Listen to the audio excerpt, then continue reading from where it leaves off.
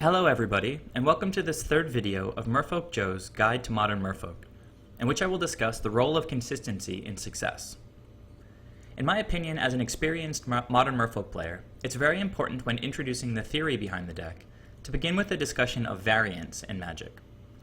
According to Magic Hall of Famer Paolo Vitor Damaderosa, variance is what changes from game to game, what could have gone one way but went another. It's drawing that spell when you needed a land, and vice versa.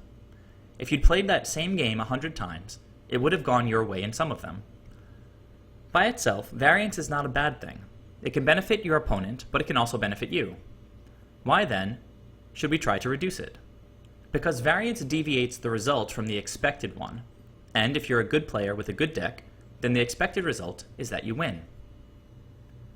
A knowledgeful player understands the best sequence of plays with the cards in hand, and the potential ramifications of drawing any particular card off the top of the deck in any particular situation against any particular opponent. Your goal as a player should be to improve and eventually perfect your knowledge in order to become a good player. As I mentioned in the first video, Modern Merfolk is a deck with a high skill ceiling. The flexibility of cards such as Aether Vial, Mutavault, Mirror Regery, and Harbinger of the Tides allows for many potential lines of play, with important choices to be made every turn. With an experienced and skillful pilot, this deck has the tools to beat any deck, at any level of competition. In this sense, Modern Merfolk is certainly a good deck. With these two things in place, we should then want, as Paolo says, to reduce variance, or the element of randomness, as much as possible in our games. Reducing randomness, in turn, increases the importance of skillful play, rewarding pilots who possess a deep understanding of their deck and of the format. For a good player with a good deck, less randomness equals more wins in the long run. With that explained, let's talk more about the role of variance in different decks. There are many ways deck builders increase variance, which is again to say the element of randomness in their decks. Sometimes this increased randomness is done intentionally for the large potential payoff when things work out the right way. Examples of this approach include unstable combo decks at the fringes of competitive modern play, such as Treasure Hunt, which is played in order to draw many lands to discard to something like Zombie Infestation, making enough zombies to win the game.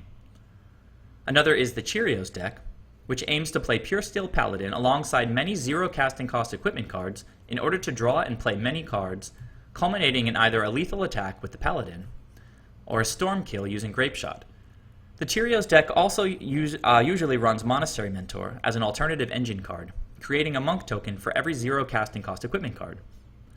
Both of these decks need to mulligan very often, since they need very specific cards to get their strategies off the ground, and so they lose many games simply because they don't draw those cards. The games where they do draw those cards can be exciting, explosive victories, making the deck look incredibly powerful, while their long-term win rate is actually well below 50%. These two decks are examples that have enormous variance in their bones. The randomness is understood and accepted at the outset. A pilot might choose such a deck because they enjoy the thrill that randomness provides, making each game a little bit more like a trip to Las Vegas. Such a deck can be a good choice for a player who is new to the format, but wants to compete in a tournament this weekend. Sure, the randomness of the deck might cause it to crash and burn, but the potential explosiveness also gives the newer player a chance to win against more experienced players. While these kinds of decks thrive on high variance, being built with randomness in mind, many deck builders make card choices that greatly increase variance without recognizing it. This happens, for example, when too many enters the battlefield tapped lands are included, or when a player puts too many specific mana symbols in a multicolored deck. Both of these situations can result in being unable to cast spells in an efficient way, or even being unable to cast them at all. Through all my experience playing Modern Merfolk, I've learned that the single most important factor contributing to the deck's success is its low variance, or again, put another way, its consistency. Choosing a modern deck is often a long-term decision requiring the investment of a lot of money, time, and effort. At the outset, one has to expect to play hundreds if not thousands of games with the deck. As such, reducing the overall impact that randomness plays in all these games can have a great effect on one's overall win rate. Modern Merfolk is most consistent when played as a mono blue deck. Here we see an optimized Modern Merfolk deck. The image is a clear diagram of a naturally low variance deck, as we see only blue or colorless spells, and virtually only blue or colorless lands. It's very easy to cast any of the spells with just about any combination of the lands. For contrast, let's now take a look at an image of a Jund deck. Whereas the previous image of the mono blue Merfolk deck was a diagram of low variance, this image of these cards themselves makes it very clear that playing 3 colors introduces a massive amount of variance to a deck. On top of playing lands that either always enter the battlefield tapped or conditionally enter the battlefield tapped, the deck plays many fetch and shock lands in order to attempt to have all its colors exactly when needed, but this comes at the cost of a large loss of life. Cards like Thoughtseize and Dark Confidant are additional threats to the pilot's own life total. The high density and variety of specific mana symbols in cards such as Liliana of the Veil, Kalidas Trader of Get, Kitchen Finks, Abrupt Decay, Maelstrom Pulse, and Terminate all in the main deck, as well as Ancient Grudge, Courser of Krufix, Fulminator Mage, and Shatterstorm in the sideboard, greatly increase the deck's chances of not having the correct mana needed in order to cast these spells at the most optimal time. These spells are among the most powerful available in all 3 of Jund's colors. But if a spell can't be cast because the necessary lands entered the battlefield tapped, or simply because the player doesn't have access to the correct combination of colors, it doesn't matter how powerful the spell's effect is. 3-color decks, like Jund, have far greater variance than mono blue Merfolk, which means that good Jund pilots will lose more games to unfortunate top decks than good Merfolk players will. As an example of this, here's a screenshot of the final game of a match I played against a Jund opponent, in which he top-decked a Blackcleave Cliffs as his 4th land, rendering all the awesome 4-drops in his hand uncastable. Instead of turning the corner and stabilizing the game, he had to concede.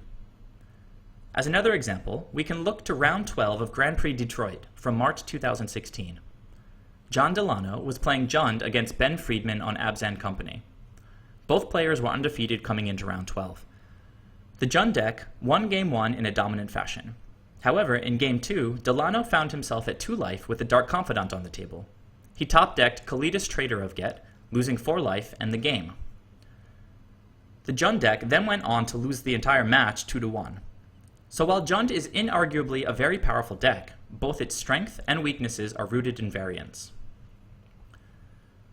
Now let's look at an image of a modern Merfolk deck that splashes white. We can see that the variance of this blue-white Merfolk list falls somewhere between the mono-blue Merfolk list and the Jund list. All of the lands that produce white mana have the possibility of entering the battlefield tapped, and the 5 shock and fetch lands can deal damage to the pilot. Both of these aspects can lose games on their own. On top of that, more than half of the lands in the deck do not even produce or provide access to white mana, making it quite likely that the pilot will sometimes draw a white spell and not have the white mana to cast it at the most optimal time. I examined all the successful deck lists from the most recent 100 entries from Modern Merfolk on mtgtop8.com, going back to the very beginning of 2016. Only 5 of these 100 decks played any spells that require non-blue mana to cast. All of these 5 decks were splashing white for access to sideboard cards like Stony Silence and Rest in Peace, as well as Path to Exile in the main deck. I believe this tiny representation at a competitive level shows that the increased variance of the blue-white Merfolk lists reduces their overall viability. The power of Path to Exile and strong white sideboard cards does not outweigh the randomness they introduce to the deck, especially when one considers that most of these white cards have blue and colorless equivalents. Apart from splashing a second color, another way that Merfolk decks unnecessarily introduce variance is through the inclusion of many non-Merfolk creatures in the deck. Many Merfolk players discover powerful blue, non-Merfolk creatures that appear on the surface to work very well with our game plan, and these players throw these cards into the deck, typically in place of a Merfolk sharing a spot on the mana curve. A few examples of such creatures are Vendilion Click, Thassa God of the Sea, Scab Ruinator, and most popular of all, Phantasmal Image. When played as singletons in the deck, some of these cards can occasionally have a large positive impact in a given game, though they reduce the overall density of Merfolk creatures in the deck, thus increasing variance and reducing consistency. Let's look at a couple of examples of why this is so. Have a look at this board state. It's the beginning of our turn. Drawing any Merfolk would easily win the game by triggering Mirror Reechery and tapping down the Lavamancer, allowing us to swing for lethal damage. But instead, we top deck one of these 4 cards. While all good cards, every one of them loses the game from this position, whereas literally any Merfolk card would win. Such non-Merfolk creatures reduce our ability to utilize the synergies present in the deck. Now have a look at this opening hand. The hand would be an instant keep if even one of the phantasmal images were any Merfolk, so that we could cast Silvergill Adept on turn 2. Instead, we're left with a probable mulligan or a very sketchy keep. The deck gains a lot of strength from a higher Merfolk density. The redundancy of our mana base and creatures means we can make strong plays almost all the time. Introducing non-Merfolk to the deck, while potentially powerful in niche situations, increases the effect of randomness in our games, often to our detriment. As a final point on the role of consistency in success with modern Merfolk, it's important to discuss this subject of mulligans in a little more depth. The game of Magic is played with cards. One cannot win the game without having cards to play. Taking a mulligan reduces the number of cards one has, thus reducing one's ability to win before the game has even begun.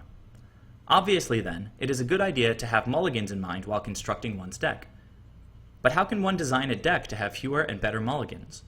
Well, simply by doing one's best to reduce variance.